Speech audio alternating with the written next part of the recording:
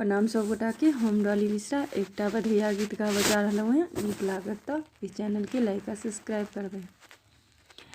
ए जी गंगा जमुना हरिला मानी रही। ए जी गंगा जमुना हरिला मानी रही। कैलाश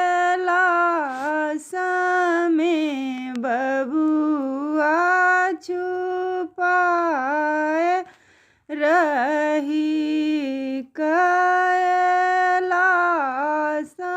में बबुआ छुपाए रही।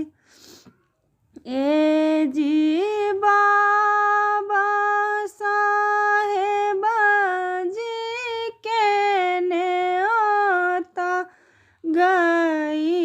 ए जी बाबा साहेब जी को न्योता गई।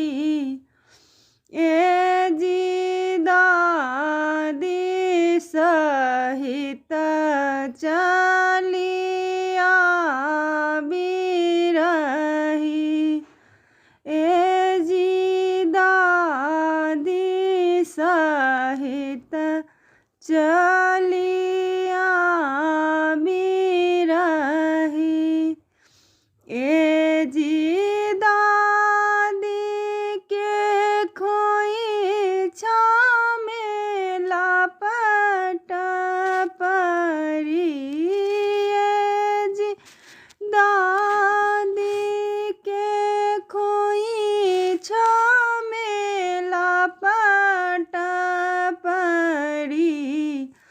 ए जी नाची नाची बबुआ के मुरन भई। ए जी नाना साहेब जी को न्योता गई। ए जी नाना साहेब जी को न्योता गई।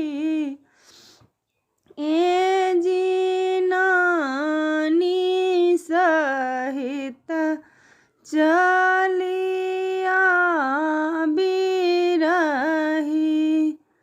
ए जी नानी के खोइछा में लपट परी।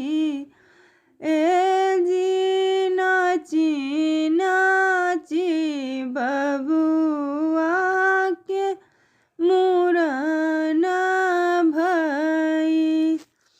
ए जी गंगा जमुना हरिला मानी रही। कैलाश में बबुआ छुपाए रही। ए जी पीसा साहेब जी को न्योता गई। ए जी दीदी सहित चलिया बिरही। ए जी दीदी के खोइछा में लपट परी। ए जी नाची नाची बबुआ